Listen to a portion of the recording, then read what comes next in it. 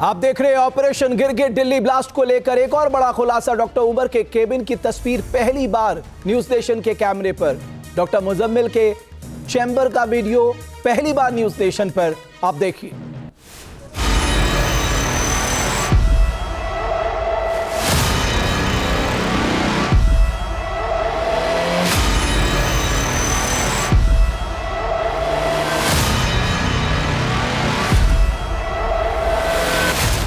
News nation के कैमरे पर पहली बार आतंक का अड्डा बेनकाब।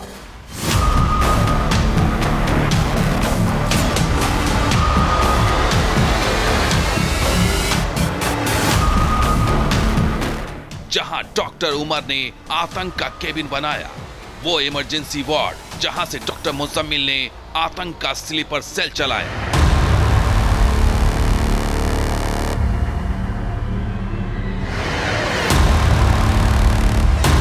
जहां कोई नहीं पहुंचा, वहां पहुंचे न्यूज नेशन के अंडर कवर रिपोर्टर।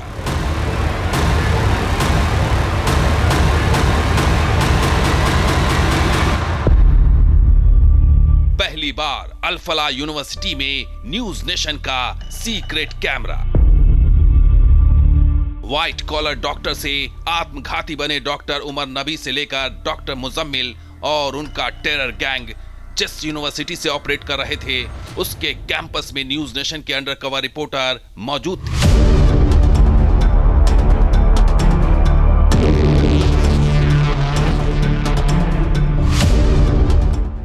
हमारी मुलाकात यहां एक नर्सिंग स्टाफ से हुई जो डॉक्टर मुजम्मिल के साथ काम करता था।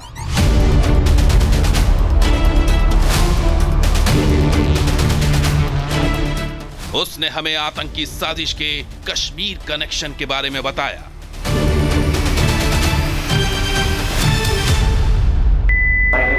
डॉक्टर मुजम्मिल और वो इशू चल रहा है तो एडमिशन नहीं दे रहे।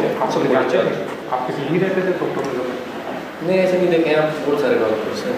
वो बताते कि ट्रायल देखे मुझे के पास हमारे जमीन को देखे तो बताते बड़े अच्छे से डॉक्टर। ठीक है, मिजाज में ठीक है। आप कहाँ के रहने वाले हैं? कश्मीर। कश्मीर तभी आपका रंग एकदम वाइट है। अब है कश्मीर की नहीं बड़ी अच्छी जगह है। ऐसा काम क्यों किया? ऐसा काम सर उनको पता होगा। हाँ सही बात। आप कितने साल से यहाँ पे? कश्मीर में कहाँ गए? अरे 12।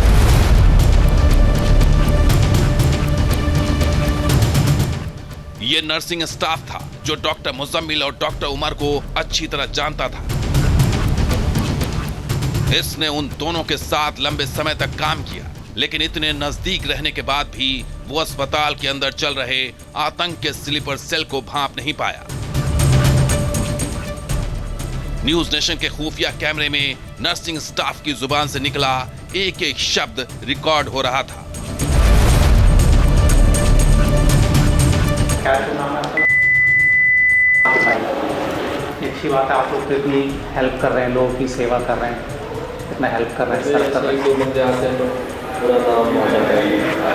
हाँ वो बता रहे थे कि डॉक्टर उमर भी यही बैठते थे, डॉक्टर। लेकिन एक कितना अच्छी सेवा कर रहे हैं, एक की वजह से नाम रखता है, थोड़ा हो जाता है।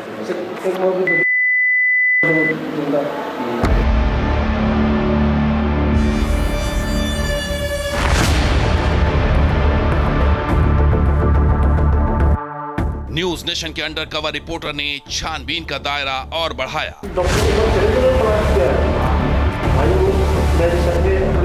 बातचीत के दौरान अल फलाह यूनिवर्सिटी के अस्पताल के नर्सिंग स्टाफ ने बताया कि ब्लास्ट के बाद किस तरह से ये यूनिवर्सिटी जांच एजेंसियों के रडार पर आ गई है। फिर भी यहाँ पे अभी मैं बोल रहा हूँ, अभी डिस्चार्ज दे रहे, सबको डिस्चार्ज दिया है, नई एडमिशन नहीं ले रहे हैं। वजह अभी क्योंकि इनका थोड़ा इशू चल रहा है, अभी यूनिवर्सिटी का भी इशू चल रहा है, अभी LMC से नोटिफिकेशन नहीं मिल रही है। क्यों? पूरी चेकिंग हो रही है, चल रही है, डॉक्यूमेंट चेकिंग, बाकी चीज़ें। इसका उन्होंने भी अभी उनके पास है, वही थोड़ा मुझे पता नहीं क्या होगा, अभी भी नहीं पता इससे आगे क्या होगा अभी, क्योंकि मैं जो यूनिवर्सिटी से डॉक्टर चले गए। अच्छा वो डॉक्टर यहीं से अभी नहीं निकल सकते यहाँ से, अभी नहीं निकल सकते। अभी बोला है अभी बैठ गए घर में जाना है अभी। आप लोग घर नहीं जाना? नहीं अभी किसी को नहीं, जो यहाँ पे है स्टाफ में अभी सब कोई होंगे, सब पुलिस को कर दिया जितने कश्मीर के हैं जो कश्मीर से होंगे। इसके बाद न्यूज नेशन के सीक्रेट कैमरे के सामने अल फलाह यूनिवर्सिटी के नर्सिंग स्टाफ ने चौंकाने वाला खुलासा किया। उसने बताया कि डॉक्टर मुजम्मिल कितना शातिर था। भाई ड्यूटी हमारे तो मिलना पड़ता है, लेकिन उससे हमारा इतना संपर्क हो जाता था, बड़ा जबरदस्त था उसका। वो किस तरह अपने आतंकी मंसूबों को छिपाकर एक सामान्य डॉक्टर की तरह अस्पताल में काम करता था। मैं वो कुछ भी पता नहीं मुझे क्या चल रहा था। 3 साल मुझे शिक्षा है, 3 साल से आप हाँ 3 साल हो गया। उसकी गतिविधियां कहीं से भी संदिग्ध नजर नहीं आ रही थी, यानी उसका बिहेवियर नॉर्मल था, जिस तरह स्लीपर सेल में काम करने वाले संदिग्ध का होता है।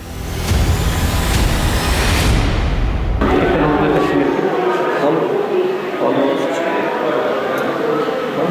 स्टूडेंट्स को मिला के 16 80 स्टूडेंट होंगे इसमें। मुजम्मिल भी उनके थे। हाँ कश्मीर में होंगे। आप लोगों को भी एहसास भी नहीं हुआ कि ऐसे कर सकते हैं। अब सर किसी के माथे पे थोड़ी लिखा होता है। अब आप आए हो, मुझे क्या पता आप कहाँ से हो, क्या करते हो। मैं बैठा हूँ, आपको क्या पता मेरा क्या मिजाज है। एक्टिविटीज जैसा एक्टिविटीज तो नॉर्मल थी, बिहेवियर बहुत नॉर्मल था। जैसे आपकी हेल्प यहाँ पे सब कर रहे हैं वैसे तो वो भी करते हैं।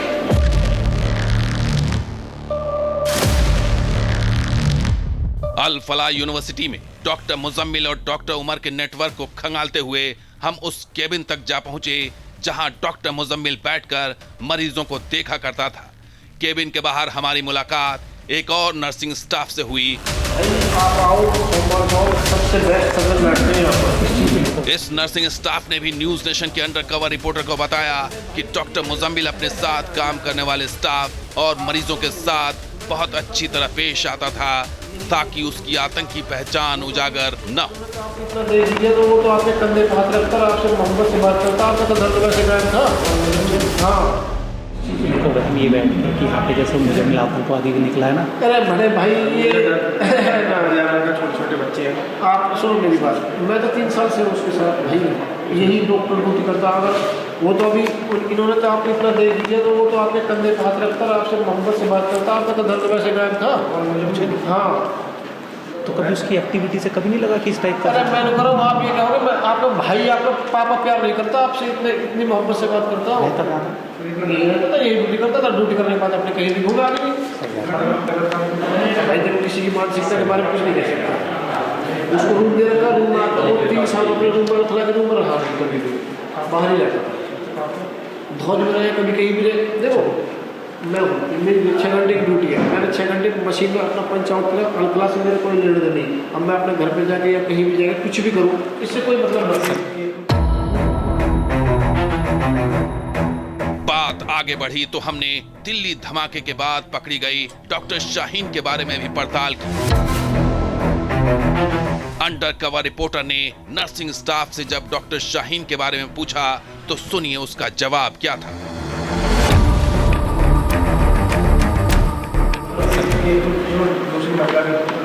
डॉक्टर शाहीन उसकी भाई आज तक हमने देखी नहीं है। आज तक हमने उसका नाम पहली बार सुना अल फलाह के नाम से, लेकिन डॉक्टर उमर से वो नहीं देखी। 2 डॉक्टर थे जो सच्चाई उसको भाई हम आपस में कैसे कह सकते हैं भाई।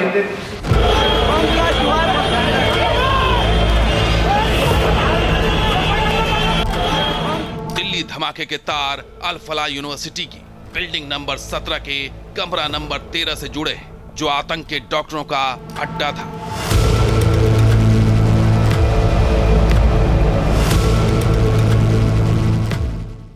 सूत्रों के मुताबिक यहां स्लीपर सेल की सीक्रेट मीटिंग्स होती थी, जिसमें डॉक्टर उमर भी शामिल होता था।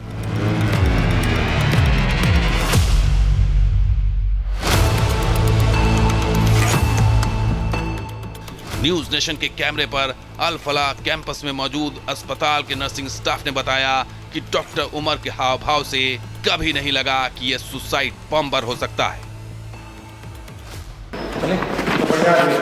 मैं भाई साहब कभी भी उसने ऐसा महसूस मैं ये कहूँ अगर वो आपसे नहीं मिले, आप इतने प्यार से बात करते हैं, आप इतना देखना करते हैं, 2 बार आपको कैसे करते हैं, हंसाते हैं आपको, मतलब इंजेक्शन लगाने से पहले हंसाने से आपका दर्द सही कर देते हो।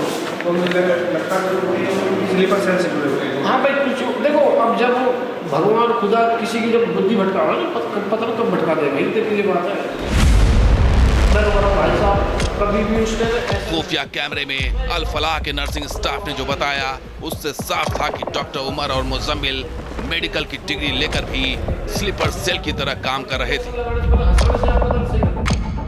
हाँ, वहीं बैठते थे जहाँ पे दिखाया था, जहाँ पे दिखाया। बहुत चीज थी, इतना थी, बहुत अच्छी थी, लेकिन भाई अब किसी के भी हमें इतना पता ना, मतलब क्या किसी के सच बात है।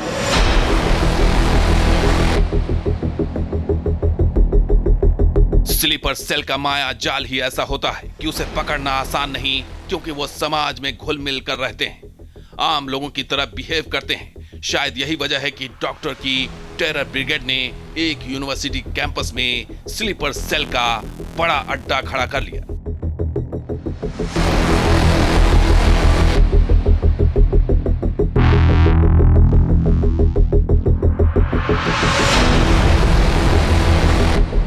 फरीदाबाद से वीरेंद्र वशिष्ठ और अनिल यादव के साथ टीम न्यूज नेशन।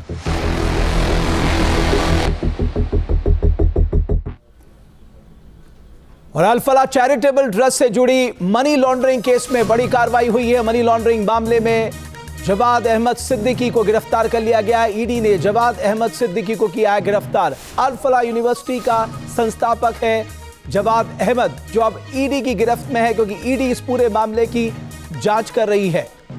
इस वक्त की बड़ी खबर यह आ रही है कि अल फलाह चैरिटेबल ट्रस्ट से जुड़े मनी लॉन्ड्रिंग केस में जवाद अहमद को गिरफ्तार कर लिया गया है। ज्यादा जानकारी दे रहे हैं मेरे सहयोगी राहुल डब्बास। क्या कुछ जानकारी आप साझा कर सकते हैं इस वक्त?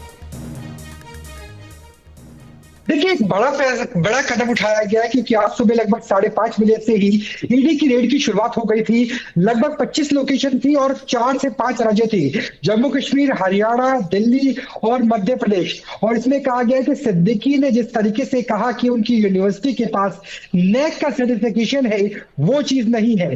2 FIR दर्ज की गई थी और FIR को लेकर के जो जवाब दिया गया उससे भी ईडी संतुष्ट नहीं है। और ईडी ने यह भी सवाल पूछे कि आपके यूनिवर्सिटी के लिए जो फंडिंग हुई है उसका आधार क्या है, कहीं कोई हवाला या फिर चिट फंड तो नहीं है, कहीं कोई क्रिप्टो करेंसी तो नहीं है, जो फंड दिए गए वो क्या यूजीसी की मान्यताओं के तहत थे, जो फंड आपको मिला था वो शैक्षणिक संस्थाओं के लिहाज से खर्च किया गया था, क्योंकि जो मैप दिया गया है कैंपस का मैप, उस मैप के हिसाब से भी बिल्डिंगों का निर्माण नहीं हुआ है। तो जितने दस्तावेज मिले, जो सवाल जवाब किए गए वो सही नहीं थे। उसके अलावा कुछ इलेक्ट्रॉनिक्स एविडेंस भी मिले हैं, जिसमें हार्ड ड्राइव है, पेन ड्राइव है, लैपटॉप है, कंप्यूटर्स है, और उसके आधार पर भी ऐसे साक्ष्य नजर आए हैं जिसमें prevention of money laundering act के तहत ईडी के पास वो तमाम दस्तावेज हो गए थे, खासतौर पर फंडिंग और इंटरनेशनल फंडिंग को लेकर के, अनियमितताओं को लेकर के। कि तो राहुल, फंडिंग को लेकर सवाल जो पूछे गए हैं उसका सही जवाब ना मिलने के चलते अब ईडी ने गिरफ्तार किया है। बहरहाल हम अपनी खबर पे आते हैं। दिल्ली ब्लास्ट को लेकर बड़ा खुलासा। खुफिया कैमरे पर अल फलाह अस्पताल के नर्सिंग स्टाफ ने कहा, डॉक्टर शाहीन को लेकर अल फलाह के नर्सिंग स्टाफ ने कहा, अल फलाह में थी डॉक्टर शाहीन की पोस्टिंग, अल फलाह में काम करती थी डॉक्टर शाहीन। नर्सिंग स्टाफ ने लिया डॉक्टर उमर, मुजम्मिल और शाहीन का नाम।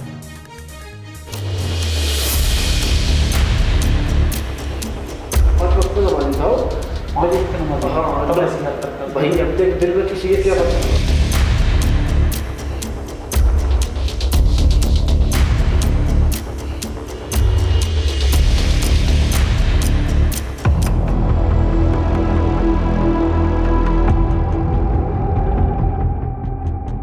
अल फलाह यूनिवर्सिटी के इस कैंपस के तार दिल्ली टेरर ब्लास्ट से जुड़ रहे हैं।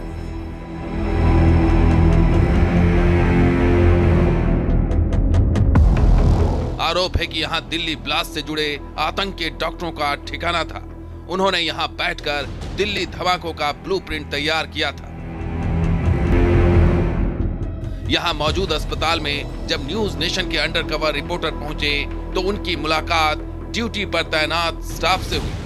हमारे अंडरकवर रिपोर्टर्स ने जब उनसे डॉक्टर मुजम्मिल के बारे में पूछा तो उन्होंने वो जगह दिखाई जहां बैठकर डॉक्टर मुजम्मिल मरीजों का इलाज करता था।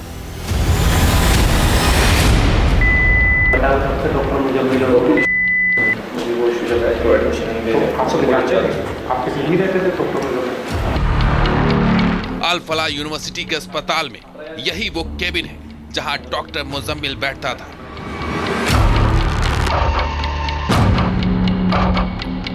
मुजम्मिल अब जांच एजेंसियों की गिरफ्त में है, लेकिन डॉक्टर मुजम्मिल के केबिन में बैठे डॉक्टर ने हमें जो बताया वो चौंकाने वाला था। तो वो जो डॉक्टर साहब थे जो मतलब वहाँ पे लाल किले पे गए थे, बम लेकर के वो फटा था, वो यही काम करते थे इसी जगह पे।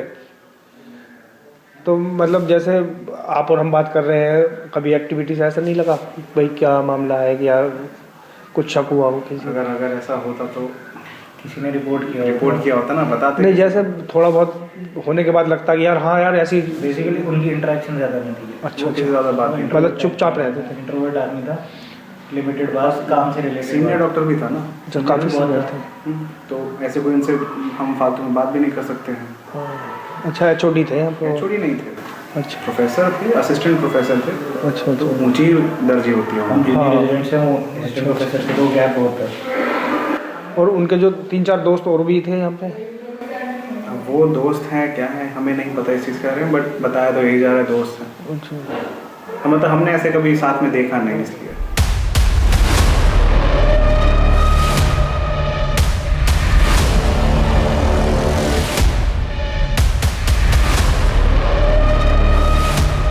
न्यूज नेशन की खुफिया पड़ताल में आतंक के डॉक्टरों का एक एक सच सामने आ रहा था।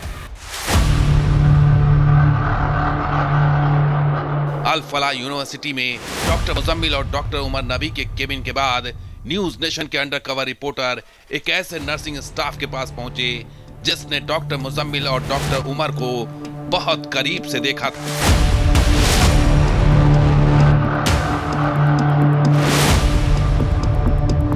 कि मैं कह रहा हूँ उसके बाद से जब से ये ब्लास्ट हुआ, हाँ ये अभी मुजम्मिल पकड़े गए। हाँ अच्छा, वो सच में मतलब कि मेरे को तो ये सुन के लगा कि आपके साथ उन्होंने काम किया बड़ा। भाई ब्रदर देख सुनो, देखो गलत तो अब तो वो गलत है, तो अब तो उनको कोई सही कहने का कोई अंदाज ही नहीं है। लेकिन मैं कह रहा हूँ जब यहाँ थे तो नॉर्मल बिहेवियर रहता था।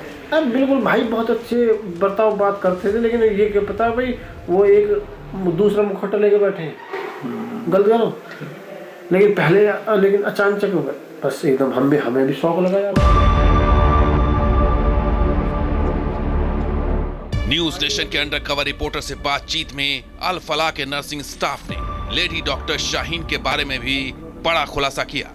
गलत तो वो गलत है, तो अब तो उनको कोई सही कहने का कोई अंदाज ही नहीं है।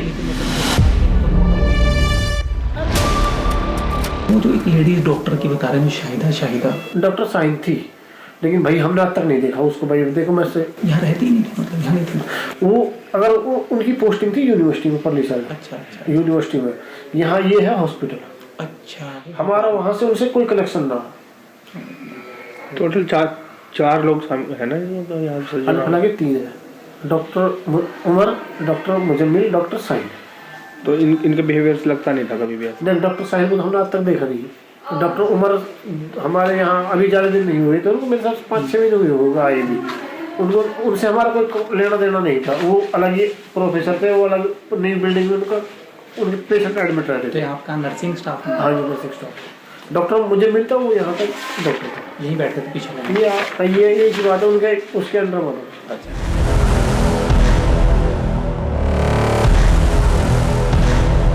दिल्ली ब्लास्ट के बाद जिस तरह आतंकी डॉक्टरों के स्लीपर सेल का कनेक्शन अल फलाह यूनिवर्सिटी से जुड़ा, उसका असर इस कैंपस पर साफ नजर आ रहा है। अस्पताल के वार्ड खाली नजर आ रहे हैं, तमाम एजेंसियां यहां छानबीन कर रही। बड़ा सवाल है कि डॉक्टर टेरर मॉड्यूल में अभी कितने नामों का खुलासा बाकी है और कथित तौर पर अल फलाह कैंपस में चल रहे स्लीपर सेल नेटवर्क के कितने रहस्यों से पर्दा अभी उठने वाला है।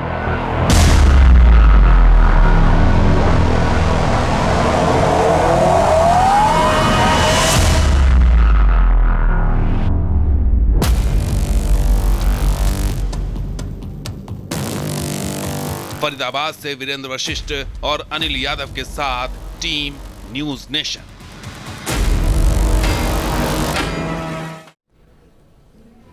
तो इस पूरे व्हाइट कॉलर टेरर मॉड्यूल के केंद्र पे अगर कोई यूनिवर्सिटी थी वो थी अल-फलाह यूनिवर्सिटी, क्योंकि 3 डॉक्टर सीधे सीधे यहां से जुड़े थे। और सबसे हैरान करने वाली बात जो ऑपरेशन गिरगिट में भी सामने आया है कि इनके व्यवहार से, इनके चाल चरित्र से कभी किसी को शक नहीं हुआ कि ये भारत के खिलाफ इतनी बड़ी साजिश रच रहे हैं, क्योंकि जब ये अस्पताल में रहते थे तो इनका व्यवहार बहुत सामान्य रहता था, जो हमारे इस स्टिंग ऑपरेशन में बिल्कुल साफ साफ नजर आ रहा है, जो वहां के नर्सिंग स्टाफ ने कहा। डॉक्टर नरेश चावला, जनरल सिन्हा और मेरे सहयोगी अनिल लगातार हमारे साथ बने हुए हैं। डॉक्टर चावला, ये मुमकिन है कि आप सालों तक काम कर रहे हों, एक तरफ आप इतने बड़े पैमाने पे प्लानिंग कर रहे हों और दूसरी तरफ आप अपने आप को सामान्य दिखा सके अपने वर्क एरिया में? देखिए, ये बहुत ही कहते हैं शॉकिंग भी है, अनफॉर्चुनेटली है। As a doctor, as a medical social activist, as a Indian medical association का ओहदेदार, मैं इतना ही कहूँगा, ये तो वही कहानी है ना जो हमें एक नॉवल होता था, doctor Jekyll and mister hide, एक फिल्म भी बनी थी कि एक आदमी के 2 मुखौटे हैं, दिन में कुछ और कर रहा है, रात में कुछ और। कैसे ये लोग ट्रामेटाइज हुए हैं या इनको ब्रेन वॉश किया गया है, ये मजहब के तले आके या किसी पैसे के तले आके इन्होंने काम जो किया है, उसके लिए मैं कहूँगा कोई माफ़ी नहीं है, ज़ीरो टॉलरेंस। जो कोई भी इंडियन नेशन के खिलाफ काम करेगा, आई थिंक जो भी अच्छे से अच्छा खुफिया एजेंसियां कर सकती हैं, इसका कहते हैं टोटल खुलासा करके गहरी से गहरी सजाएं मिलनी चाहिए। डॉक्टर चावला, एक बात तो स्पष्ट है, जब डॉक्टर जैसे लोगों को ये लोग रेडिकलाइज कर सकते हैं, उनका ब्रेन वॉश कर सकते हैं, तो बाकी लोग तो इनके लिए कुछ है ही नहीं फिर। देखिए, मैं बात स्पष्ट कहूंगा सर, इस मामले में हमारी ज़ीरो टॉलरेंस पॉलिसी होनी चाहिए। डॉक्टर ऐसा कर पाया है, इट इज अनफॉर्चुनेट, लेकिन ये दोबारा ना हो, किसी भी मजहब का हो, किसी भी धर्म का हो, किसी भी लालच तले हो, किसी भी तले हो, इस मामले में हमारी पॉलिसी स्ट्रिक्ट यही होनी चाहिए कि ऐसी सजा, ऐसी डेटरेंट सजा कि आज के बाद ऐसा कोशिश कोई ना करे। हमारा देश एक बहुत बड़ा देश है, एक कंपोजिट देश है, और उसमें ऐसा चोटें क्यों लगे, क्यों अगर ये कहा जा रहा है कि अगर ये पूरा अंजाम हो जाता तो शायद हजारों मौतें होती और कितना नुकसान होता। तो खुशी की बात है, इसको जल्दी पकड़ लिया गया है, वो पूरी तह तक जाके ऐसा किया जाए। आपके चैनल को भी बधाई जो इतना अच्छा उन्होंने अनअर्थिंग की है, वो खुफिया सब कुछ किया है ताकि अच्छी तरह पता चले। तो एज ए डॉक्टर मैं इतना ही कहूंगा कि डॉक्टरों के खिलाफ कुछ ना हो, लेकिन डॉक्टर भी अगर इसके तले आया है तो उसकी सजा हमारे national medical commission. Doctor Chawla, आपने बिल्कुल सही कहा। अनिल, एक बात और मैं यहां पर समझना चाहता हूं कि वहां पर जितना भी स्टाफ था वो लगभग एक मत था इन दोनों डॉक्टरों को लेके। देखिए, ज़्यादा बेहतर इस मामले में जनरल सिन्हा बताएंगे, लेकिन आप ये सोचिए स्लीपर सेल किस तरीके से काम करता है। 3-4 साल तक वो लोग काम करते थे, बिल्कुल आसपास सब लोग, वहाँ पे काफ़ी भीड़ रहती थी, पेशेंटों के साथ डेली डीलिंग होती थी उन लोगों की। किसी पेशेंट को मुझे लगता है शक नहीं हुआ, आसपास के डॉक्टर को, जैसा नर्सिंग स्टाफ दावा कर रहा है कि उन्हें शक नहीं हुआ, ना किसी को उनके ऊपर शक हुआ। ये लगाइए जो उनके साथ दिन रात उठ रहे थे उन्हें शक नहीं हुआ। एजेंसीज कैसे पकड़ पाती, ये भी बड़ा मतलब चैलेंजिंग विषय है, क्योंकि जो डॉक्टर जिसे भगवान का दर्जा दिया गया, डॉक्टर को हमारे यहाँ भगवान का दर्जा दिया गया, लेकिन जिस तरीके से उस डॉक्टर ने आतंक के कारनामे को अंजाम दिया है और जिस तरीके से वो पूरी यूनिवर्सिटी में, पूरे हॉस्पिटल में अपने व्यवहार से अपना इतना नाम बना चुका था, उसका लोग आज भी, उस आतंकी का नाम लोग आज भी उस हॉस्पिटल के अंदर बड़ी इज्जत से लेते हैं। उसे बताया जाता है वो 5 वक्त का नमाजी था, सबसे बड़े अच्छे से बात करता था, कंधे पर, मरीजों के कंधे पर हाथ रख के बात करता था, और वो बताते हैं कि बेड से उठा के ले जाता था, अगर उनका टेस्ट करवाना होता था तो खुद ले जाता था। वो इस वजह से कि उसने इतना विश्वास जमा लिया मरीजों के बीच, डॉक्टरों के बीच, नर्सिंग स्टाफ के बीच, उसने एक बार भी अपने चेहरे से, उन लोगों ने, तीनों ने, ये भी सबसे बड़ी बात हो सकता रमेश, आपको सबसे बड़ी बात बता दूं, ये तीनों लोग जो हमें पता चला वहां पर जाकर, ये तीनों लोग यूनिवर्सिटी और कॉलेज में, हॉस्पिटल में कम से कम एक साथ मिलते थे, बाहर ज्यादा मिलते थे, वहां कम से कम एक दूसरे से अटैच रहते थे, वहां एक दूसरे से दूरी बनाकर रखते थे। बिल्कुल। जनरल सिन्हा, एक और बात, आपको लगता है कि ये जिस तरह की बातें अब सामने निकल कर आ रही हैं, और हमारे भी खुफिया कैमरे में बिल्कुल स्पष्ट हो चुका है कि 2-3 साल में कभी किसी को यह भनक तक नहीं लगी, कभी शक भी नहीं हुआ, तो हमारी सिक्योरिटी एजेंसीज के लिए भी एक बहुत बड़ा चैलेंज होगा आने वाले दिनों में कि ऐसे रेडिकलाइज लोग कितने वेल ट्रेंड होते हैं जो कभी भनक ही नहीं लगने देते अपने कारनामों की।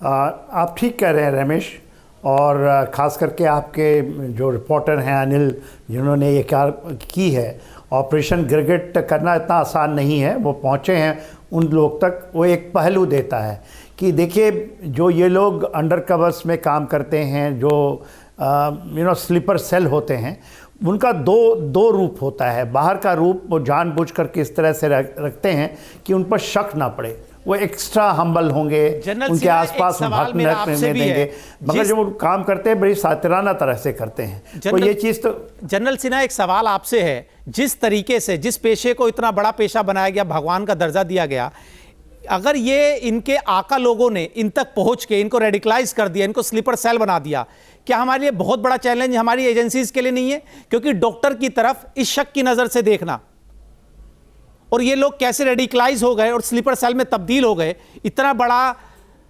आतंक के कारनामे को अंजाम दे दिया इन लोगों ने, तो आपको लगता है कितना बड़ा चैलेंज हो चुका है हम लोगों के लिए कि यूनिवर्सिटीज तक, डॉक्टर्स तक, हॉस्पिटल तक कर अंदर ये घुस गए?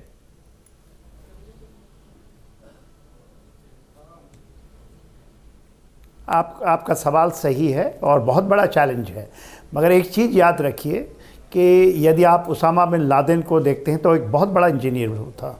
यदि उसके और देखोगे तो आप डॉक्टर्स मिलेंगे जो कि ऊपर वाले तकबे में वही लोग काम करते हैं। ये कहना कि केवल नीचे वाले, वो तो होते हैं एक्चुअली वर्कर्स, और ओवरग्राउंड वर्कर्स की तरह वो काम करते हैं, चीज़ों को अंजाम देते हैं। मगर इसमें तहत में आप जाएंगे, पाकिस्तान के अंदर में देखें, इन्फ्लुएंस लोग जो हैं, चाहे वो ISI का चला रहे हैं, जो वो काफ़ी इन्फ्लुएंस्ड होते हैं। उनकी बैठ यदि ये देखिए आज जो वहाँ के जनरल साहब हैं जा कर के बैठ जाते हैं डोनाल्ड ट्रंप के साथ में, तो सातिराना तो वो लोग हैं, और इस सातिराने तरीके से काम, और यही चैलेंज होता है हमारे सिक्योरिटी फोर्सेस को, क्योंकि हमें अपने कान आँख खुले होंगे। आप किसी को नहीं बांट सकते। ये कहना कि वाइट कॉलर टेररिज्म रहा है, डॉक्टरों का टेररिज्म रहा है। आप बताइए, डॉक्टर अहमद पकड़ा गया है गुजरात से, वो बायो टेररिज्म के लिए वहाँ पर अरंडी के तेल जो कैस्टर ऑयल से बायो, और उसकी जो उसका एक्चुअली हैंडलर है वो ISKP का है, इस्लामिक स्टेट खुरासान प्रोविंस का, और वो भी उसका भाई ब्रदर जो है डॉक्टर मुजफ्फर, जो डॉक्टर आदिल का भाई है, उसकी तारगांठ वो अफगानिस्तान से वो भागा हुआ है वहाँ पर। तो ये बहुत बड़ा मॉड्यूल है। और आप देखिए जूता बम अभी आज आया है, आपको पता होना चाहिए जूता बम में TATP होता है, try acetone and try peroxide, जो कि लैबों में मिलता है। Ammonium nitrate fuel oil 3200 kg Bangladesh से आ जाना, तो ये कहीं न कहीं हमारे लिए पे ही क्वेश्चन मार्क है सिक्योरिटी फोर्सेस। बिल्कुल जनरल सेना, ये वाकई एक बहुत बड़ा चैलेंज है और आने वाले दिनों में इस तरह की चुनौतियां बढ़ेंगी।